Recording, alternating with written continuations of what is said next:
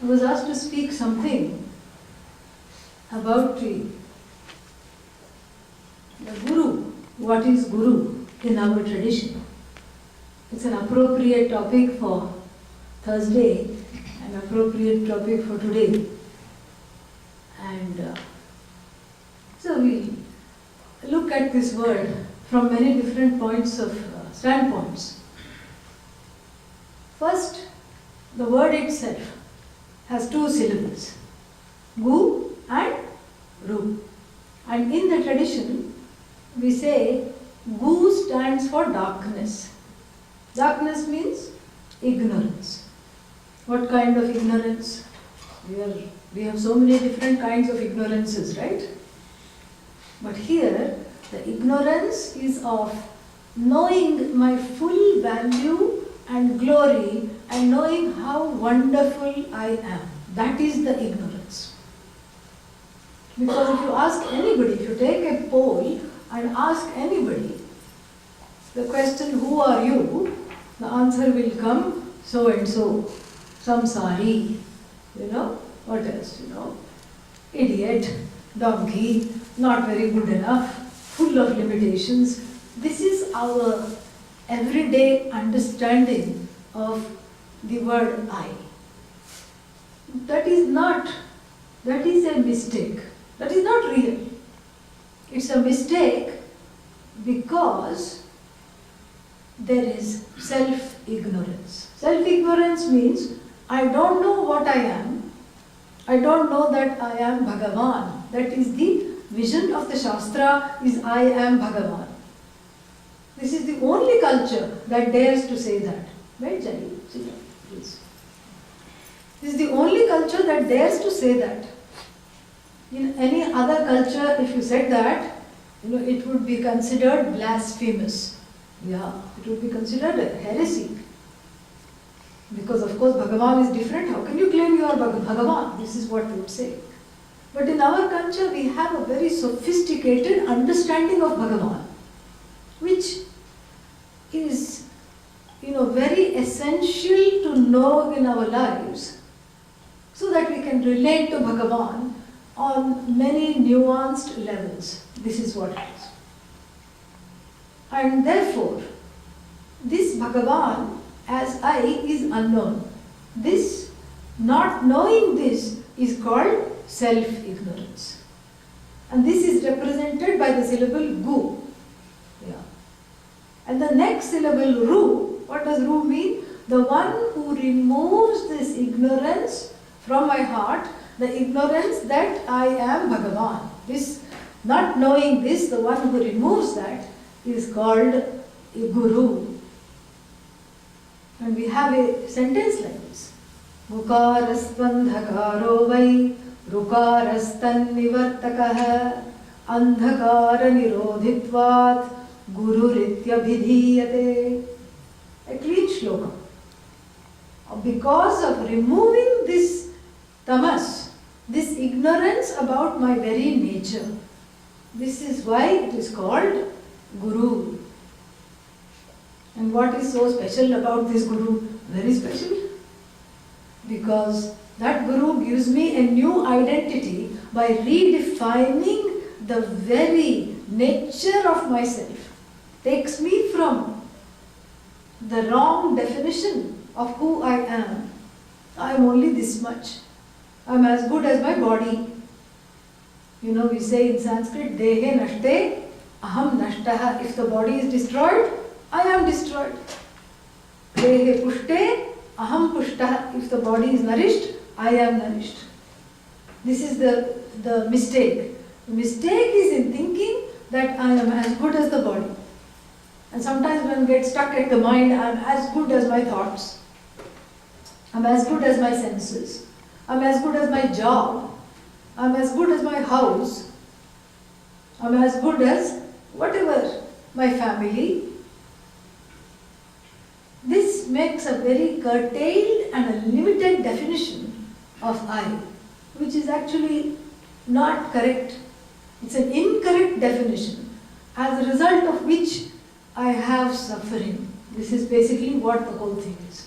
All suffering is because of this mistake that I have made. And how come I made this mistake? Because I don't know. When you don't know, you make a mistake. You go outside, it is dim, and then you see something that is bending 3 times on the grass. What is the immediate conclusion? Snake. And you scream, and then what? Somebody has to come and shine the light, and then you find out it is your own hose pipe, correct? It's your own hose pipe lying there. You only had left it there, but it was a few hours ago, you did not remember. Then you went out and you thought it is snake. And the person who shines the light here is called Guru. That's what it is. The mistake is removed. It's not that some fresh knowledge is put. There is no need. It's already, you are the whole. The mistake is removed. By shining the light on this eye, the mistake is removed. And so this is why, this is the etymological, derivation of the word Guru. Vyutpatti, we call it in Sanskrit. The etymological derivation, this is Guru. And so, what is so special is that there are many things which are special about the Guru. The first thing is that what the Guru word is nowadays used very loosely.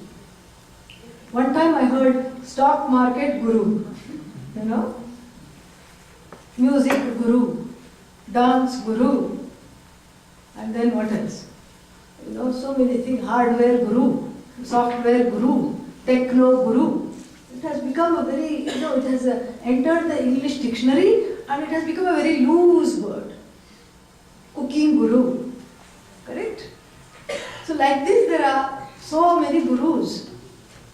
And so, but when we use the word Guru in this kind of a setting, on a Thursday, in this spiritual setting, we have a slightly different meaning. Yeah. And what is the meaning of this Guru? Mahavakya Upadesha Karta.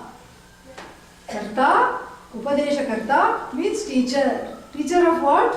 Teacher of Mahavakya. What is Mahavakya? People erroneously have translated it into something called great sentence. Not a great sentence or anything. It's a sentence that shows the oneness between I and Bhagavan.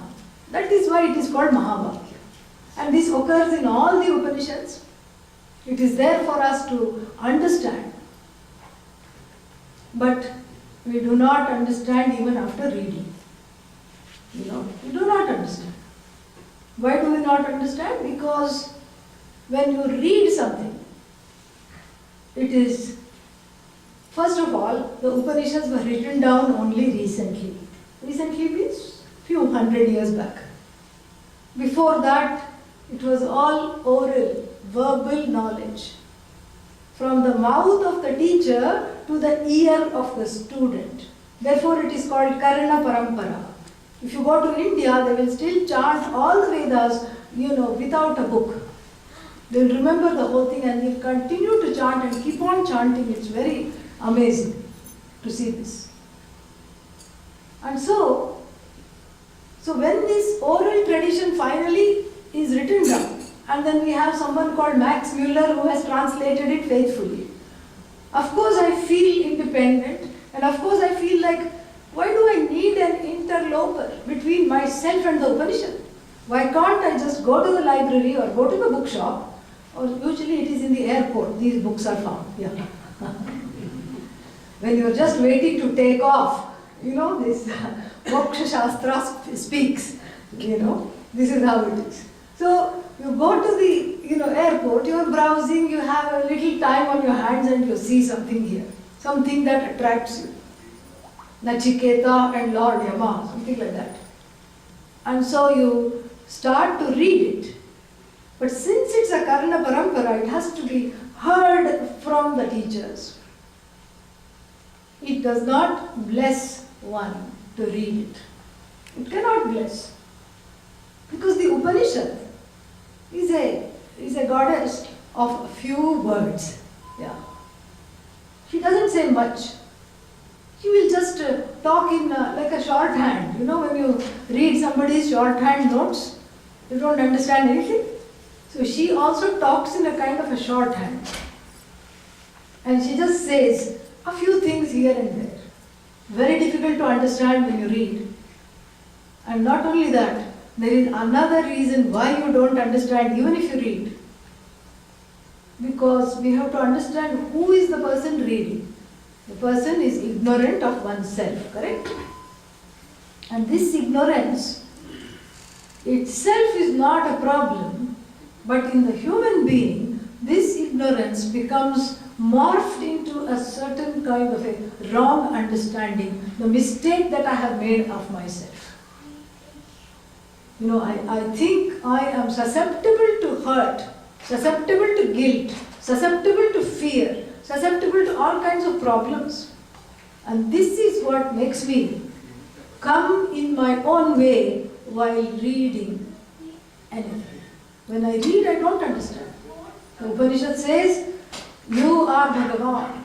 I say, how can I be Bhagavan? Look at Bhagavan. This whole Jagat, Bhagavan has created. What I have created except a big mess I have made of my life. How can I be Bhagavan? This is what the feeling is. There is awe, there is disbelief, there is non-understanding. Plus I have my own resistance, my own areas where I get caught, my own places where I come in the way of understanding what the Upanishad has to say about my life. Because the Upanishad is not one more book. You know, you have calculus, you have physics, and you have Upanishad. It is not on a par. And this is very, very clearly explained in one of the Upanishads called Mundaka Upanishad. And here the teacher says there are two kinds of knowledges.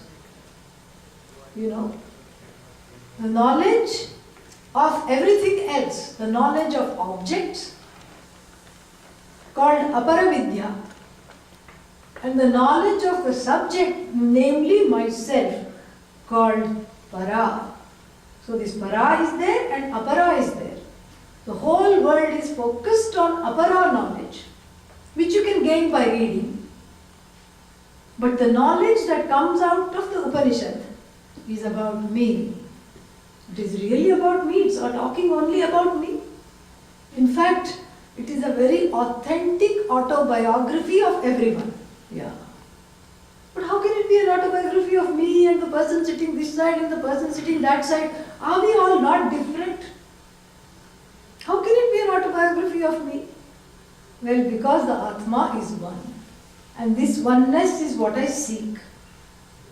And so, therefore, the Upanishad is telling me a story that I want to hear. But I do not have the ears for it. It's almost like that.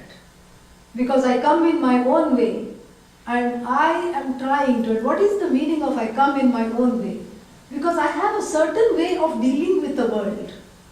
I'm the Raja, the king, in terms of dealing with the world. And what is my relationship to the world? That of control. Really? From morning to night, what do we try to do as soon as we wake up? We want to have a say over the day, over my life. We want to control everything. I want to control the people around me.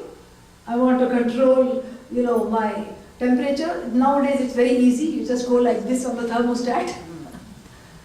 And I'm happy I have controlled the temperature. It's neither too hot nor too cold. And I have controlled all the people around me.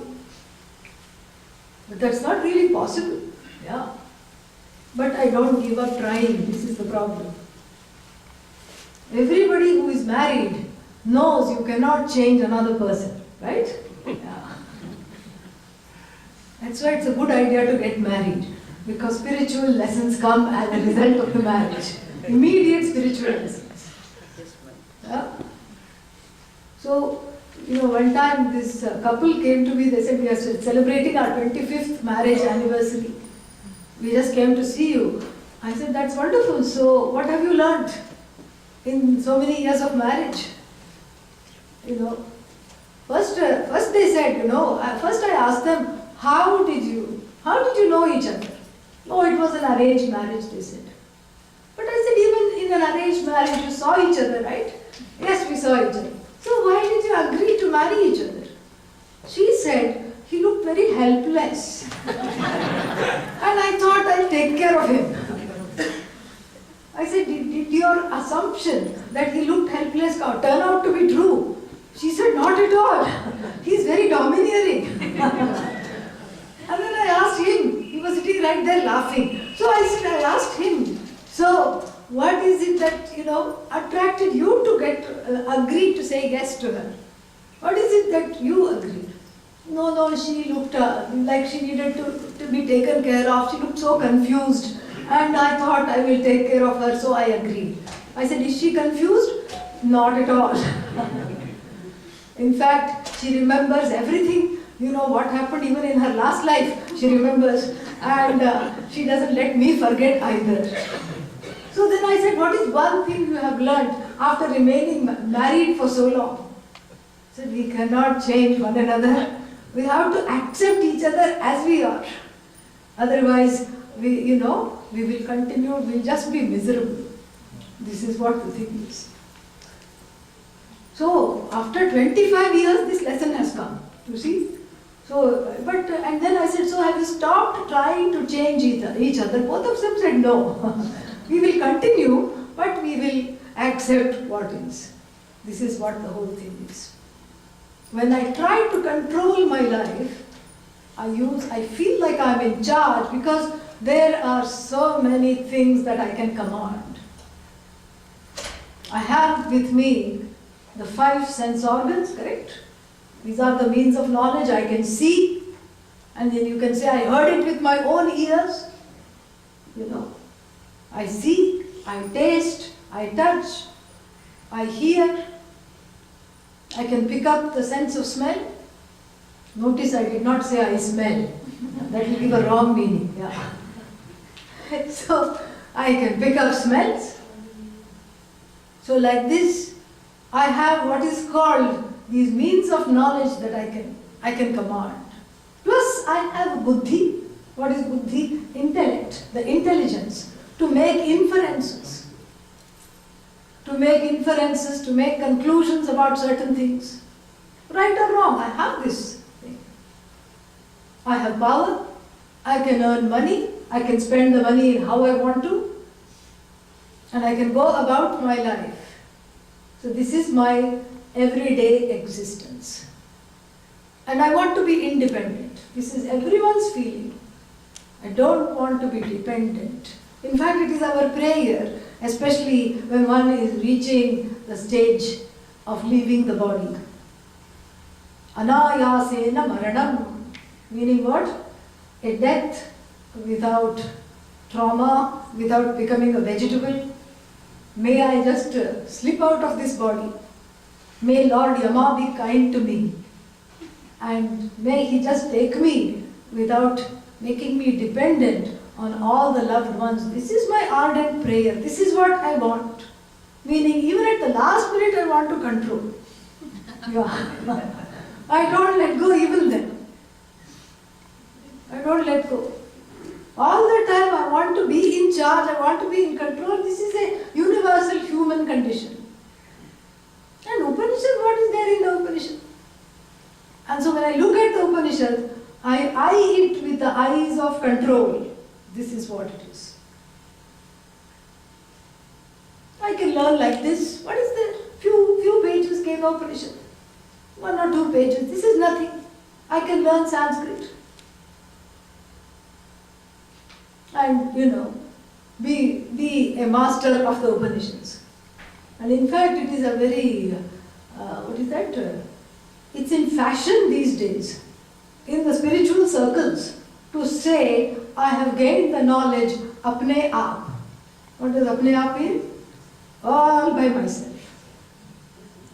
And if you think by saying that, you are impressing the people, you may be impressing a few people in your family, that's all. But if you go to places like the Kumbh Mela, which is an orange festival, because everything there is orange, all the people, there's like a huge city that springs up, it's amazing. There is water, there is food, everything. In fact, the UN sent some people to find out how do these cities spring up. Last time when the Kumbh Mela was on. So here it's like a party of all the sadhus in the country. They all go and they visit each other. This is the idea. You visit one another. And so when you go to visit or when you receive a visit from another sadhu, they are not interested in your name. They are not interested in what you know. They are not interested in where you came from. They are not interested in anything except one thing. They will ask the question, Aapka Guru Sthan kahan hai? In other words, who is your Guru? That is what they will ask. They will not ask anything else. They are not interested in knowing you, your ragas, your dveshas, your likes, your dislikes. They are the least bit bothered. They will only say, who is your teacher? And when they hear the name of your teacher, then they will say, okay, we will deal with you. This is what it is. Because in those circles, this sense of control and this sense of apne aap doesn't go very far. So you cannot suddenly become a Swayambhu. Only the Lord is Swayambhu. Okay? Yeah. This is what the whole thing is. Swayambhu means Swayam Bhavati, apne aap. So there is no apne aap. This is not it. In fact, we think we are showing off when we say, I learned this whole Upanishad by myself. But this is like a child's talk.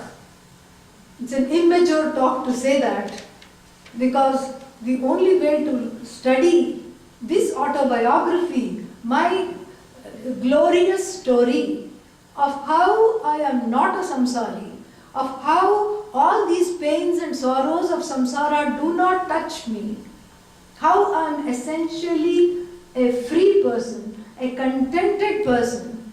For this knowledge, I need a key. I need a key that will unlock this knowledge from me, because the Upanishad is locked up. The key is the teacher. This is why it is called, the Guru means Mahavakya Upadesha Karta. The key means the key is the teacher. Like the cliff notes of the Upanishad. This is what it is. And so, therefore, in the tradition, the Guru is revered and is seen as extremely necessary for life. Extremely necessary for life.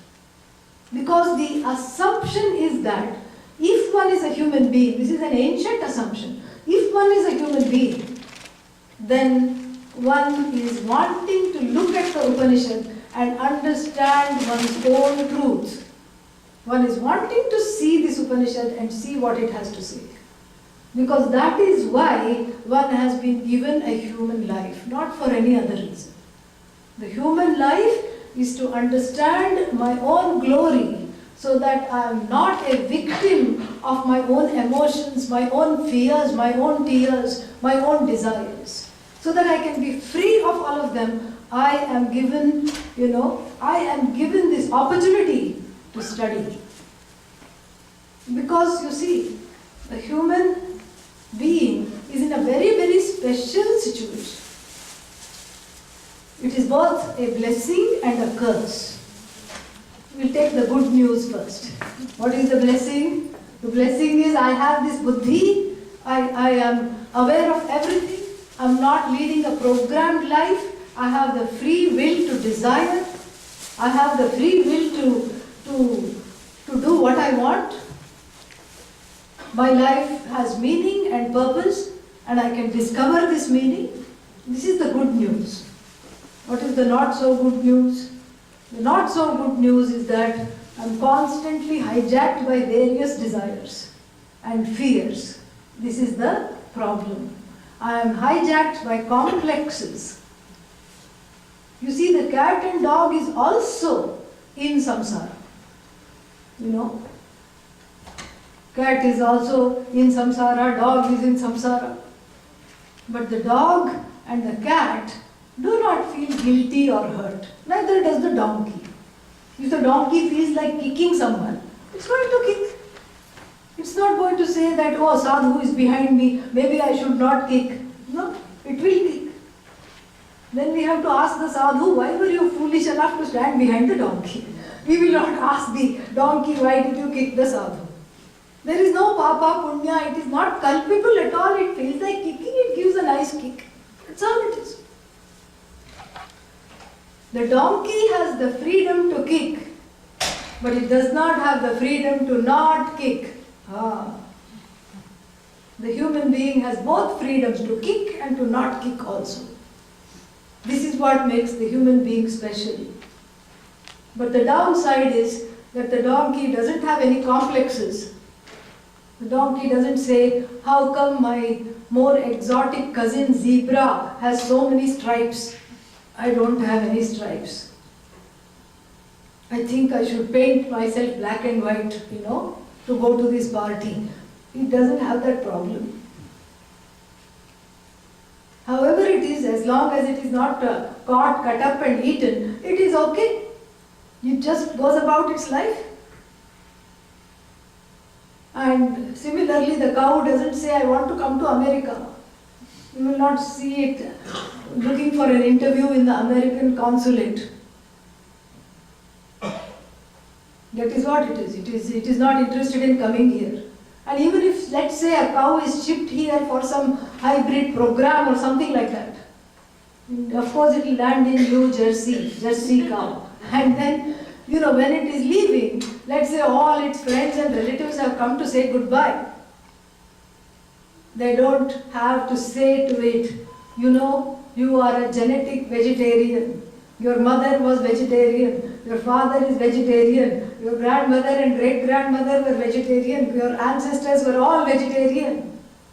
And we have heard that suspicious things come between two slices of bread in America. Please don't eat it. It may be your distant cousin. So please don't eat it.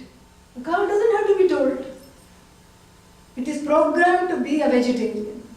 Even if it's in dire straits and you give it a hamburger, if it's not eaten, it will eat the bread, it will not eat the meat.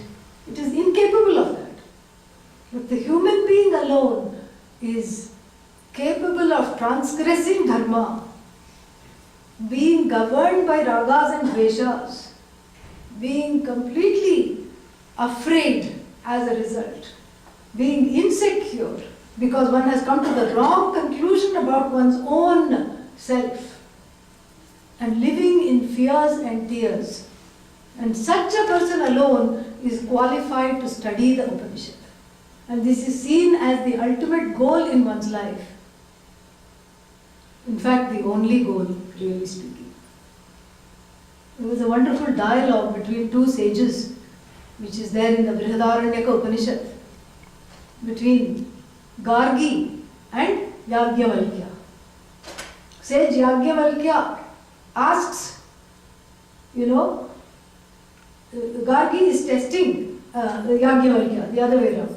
Because Gargi was commanded by King Janaka, not the father of goddess Sita, but some other Janaka in the Upanishad,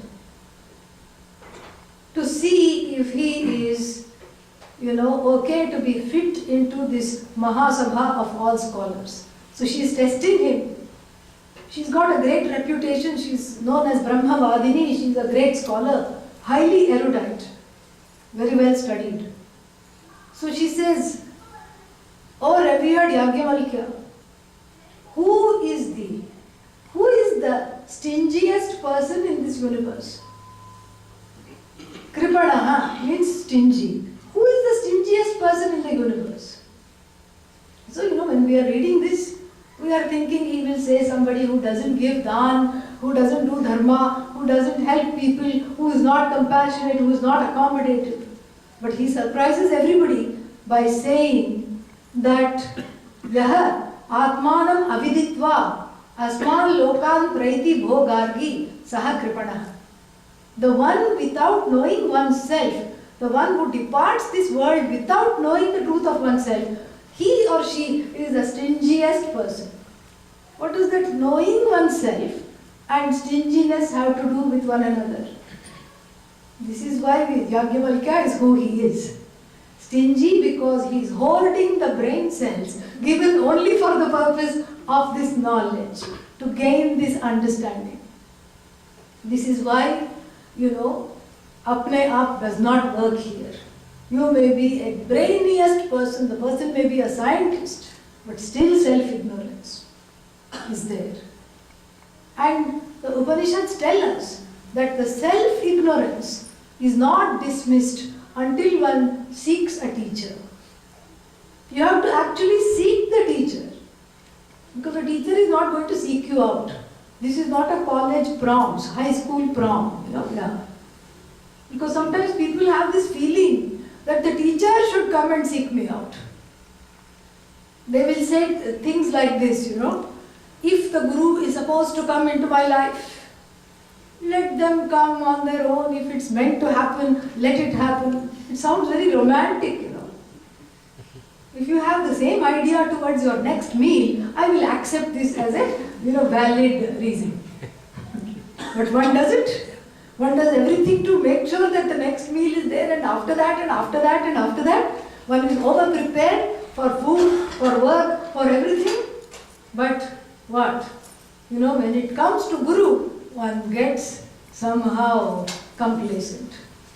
This is what the whole thing is. So the Guru is, who is this Guru? The Guru is the one who is well studied. How? From her Guru, from his Guru, from her Guru, from his Guru. This is what it is. Well studied in what respect? Well studied, and the one who has gotten out of samsara as a result of this, as a result of this teaching. Vasantavat, Vasantavat means like spring. When spring comes, all the trees, the cherries, the pears, all the trees start to bloom, correct? Yeah. Why do they bloom? Just to make us happy. Vasantavat lokahitam charantaha. This is the definition of the Guru in another text. Like the spring, they just help people. Swayam tirnaha. They have crossed samsara themselves. This is very important. Anyanapi tarayantaha. They help other people cross without becoming cross. This is the wonderful thing. Yeah. Anyanapi tarayantaha. So in this apne aap business, this thing is not there. It is in fact very safe to have a teacher who's had the teacher in the lineage and who has received the key from the other teachers and who has themselves crossed over this whole ahankara, fear, kama, krodha, lobha, moha, mada, matsarya, all these things one has to let go of. How is it possible? So therefore, the one who helps with that is called Guru. And in the Viveka Chudamani, it begins with this beautiful thing. It says that 3 M's in life, 3 things that start with M in life are very, very, very difficult to attain. Durlabham trayametat. And they get, you attain them only by a certain grace, which is your own punya from past lives. Durlabham trayamevaitat daivanugraha hetukam. What is that? Manushyatvam. We have already talked about that. Human life. Very difficult to get. Somewhere, somehow, if we are born as a human being, somewhere, somehow there is a certain desire that was there in the last life to gain this knowledge, to be free from samsara. That is why one is blessed with this human life. Because you see, otherwise you can be a celestial like Indra, like Brihaspati, all these celestials. That means when there is too much punya, one becomes a celestial. And when there is a papa pradhanya, when there is too much papa, what happens? Yeah. Tiryak. Tiryak means animals that grow sideways. Like if you see a Dachshund puppy, then you see the dog. It has grown more like this rather than this. And plants, etc. This is what is the thing. But the human being, everyone's last name should be Mishra, really. Because it is half and half. Little bit of Papa, little bit of Punya. That is what makes one a human being. So then in this human life, this pain and sorrow, thinking that I'm bound in all my problems and fears, this is why I need the help. I need to seek a teacher who can help me understand. And the teacher, we have to be careful when we seek. If anybody says, I got my knowledge apne aap, you can say Namaha, okay, no problem, And this is something which people have a lot of doubts about. And they will always quote the exception. They will give the example of, Mahatmas. They will give the example of great gurus like Sai Baba, like Ramana Maharshi, all these things. They will say, how come they got this knowledge just like that? We don't know whether they studied or not. They might have. And we also don't know what they were in their last life. Maybe they had done a lot of study in the last life. This life was just meant to guide others.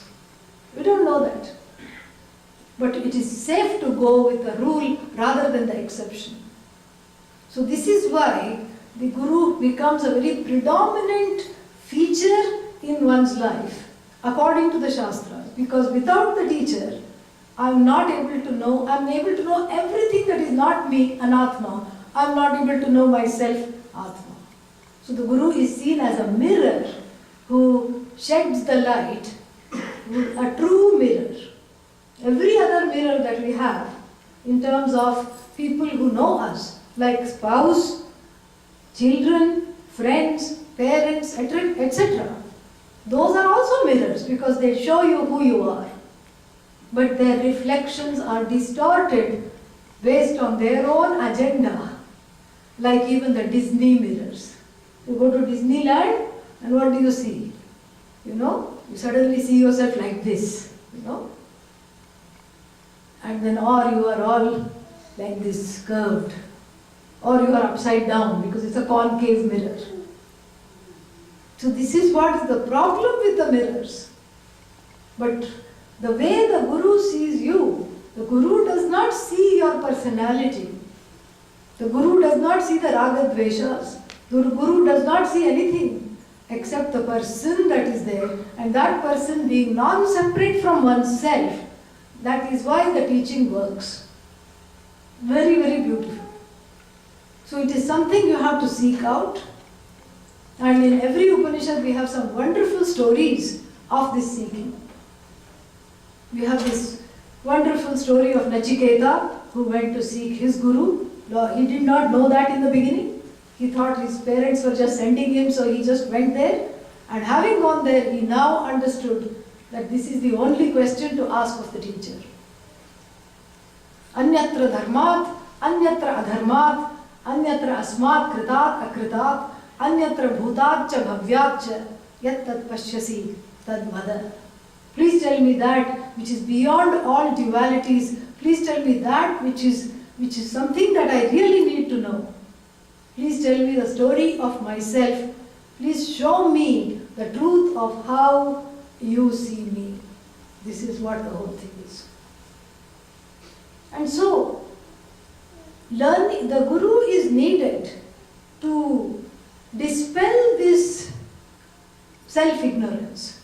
And the way the self-ignorance gets dispelled is through that study. It is not something instantaneous.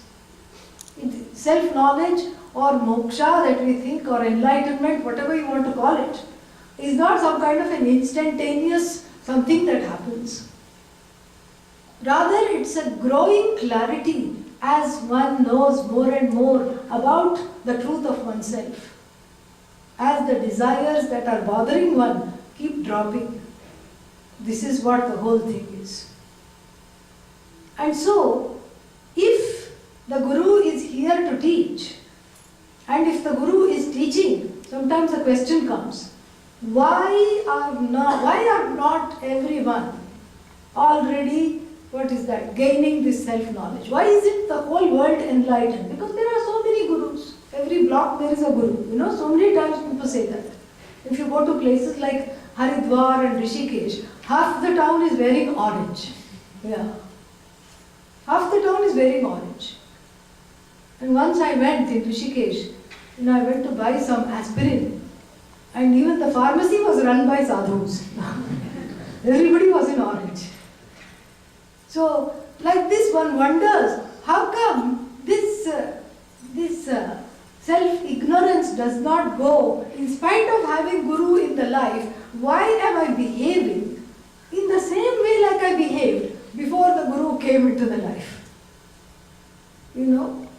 And sometimes people tell me, after studying Vedanta, I feel I have regressed. I am not progressing. I feel, in fact, that I am more reactive. You say that people become less reactive. I feel I am more reactive. I get more angry. I get more discontented. And I get more afraid. Why is this? You say that Vedanta is supposed to help us go forward. But why am I behaving like an idiot? This is a perception. It's not that you are more reactive. It's not that you are more, angry. It is just that you are more sensitive to notice the anger coming up. You are more sensitive to see that, okay, this is really not me, and I am under the spell of these tears. I am under the spell of these fears that I cannot handle, I want to let go of. You are just noticing it more. It is coming more to be noticed. That could be one explanation. But the other explanation, if people feel like they are not making progress, we have to see what is it that I am missing out in this connection, in this relationship. Because the relationship, it's a relationship with the teacher, like with anyone else. You have a relationship with a teacher.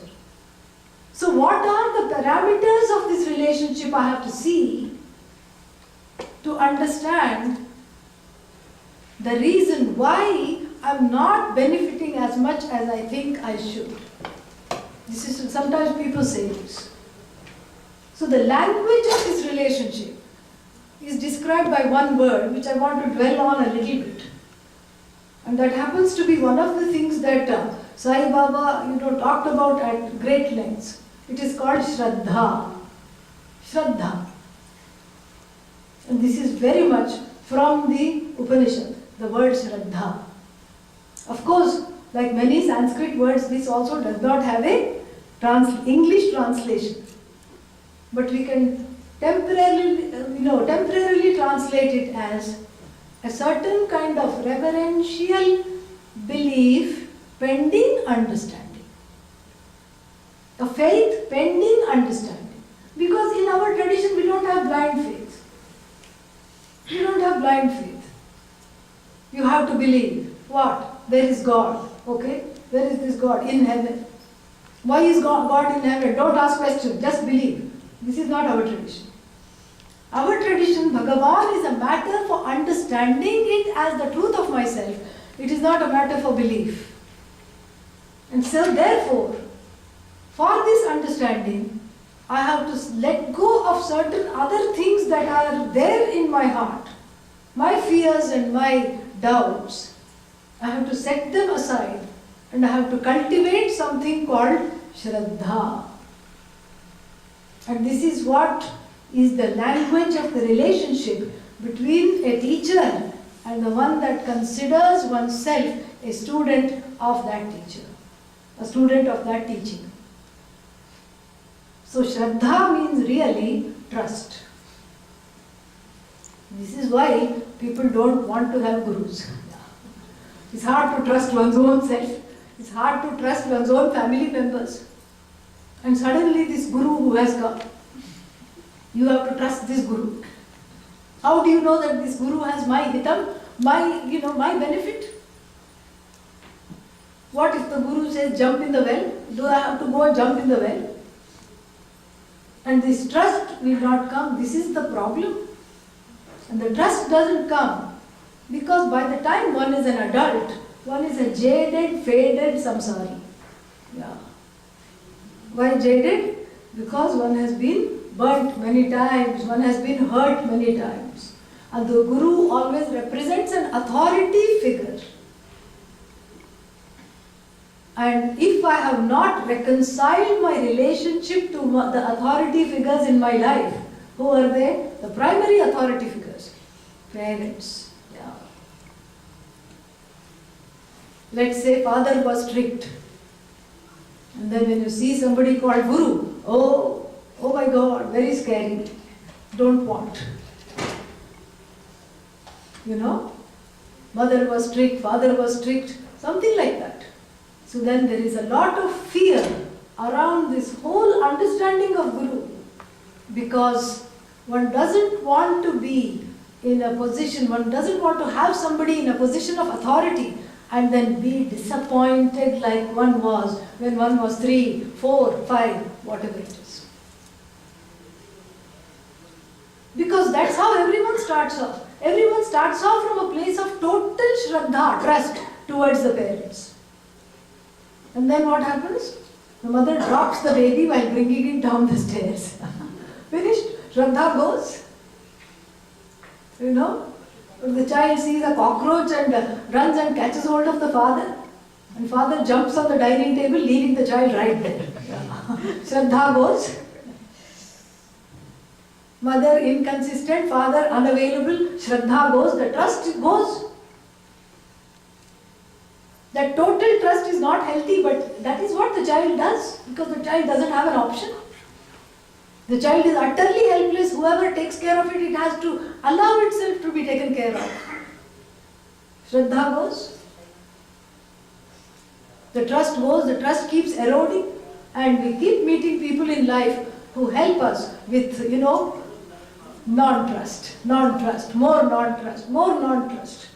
And then one grows up to be a jaded, faded, distrustful person, always, like a vulture looking around. Who is coming? What do they want? What do they want from me? One becomes hyper-vigilant, hyper-controlling, and as a result of that, this is something. People are afraid of gurus. In fact, people say, don't get too close to a guru. Yeah. That is a very unfortunate kahavat, what is that? An idiom. Don't stand behind the donkey. We have already covered that. And then it goes on to say, don't stand in front of the guru. Why? Because you can get a kick, a verbal kick. This is very unfortunate. It's coming from our own ignorance that we have idioms like this, our own non-understanding. So the relationship here has to be bridged, because really, from the childhood, what one is searching for is not really wanting to be connected to the local mother and father, but the universal mother and father, Bhagavan. One is looking for the source and not finding that source and not finding any resource to get connected to that source. One becomes really sad. This is what the whole problem is. And so, the punya from the last life can bring you to the teacher. But then, this life you have to have the Shraddha to carry the relationship forward. And Shraddha means reconciling all those authority issues. So many authority issues will be there, fears will be there, suspiciousness will be there, suspicion towards the Guru. Transference will be there. Because naturally in the Guru I see my own mother and father, and I see all the flaws, and there is a certain way in which all the things are transferred. And so this is why I have to be able to grow into a person that suspends these issues and approaches the teacher with Shraddha. And what does that mean? Approaching the teacher with Shraddha and suspending my issues. First I suspend them and then I, reconcile them. What it means is that, and this is what all the bhajans you've been singing and all the shastras say, the message is that we learn to see past the personality of the Guru and see only the person. Yeah.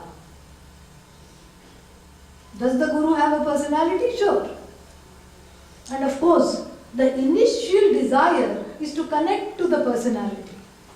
You want to hang out with the guru. You want to see what they like, what they don't like, what makes them tick. This all becomes very intriguing. But this is a surface level relationship. This is how I greet everybody in a coffee shop and in anybody in my life. So what is so special here is that I learned to not worry about this kind of a connection. That lateral connection I don't bother about, because that is not where the liberation is. The liberation is in my ability to validate the guru as someone fit to teach me. Only in my validation is the guru's teaching going to work. Otherwise, don't even bother. What is the use of studying? No need to bother. It's just like going to a therapist. When you go to the therapist, what makes therapy work is that you have chosen this therapist and you have validated this therapist and you have given the power to this therapist to help you reconcile certain things in your life. That is why therapy works. As long as you validate the therapy is going to work. As long as you have to validate the teacher, the teaching will work. Not otherwise. Otherwise it becomes, useless. So what are we going to do with this?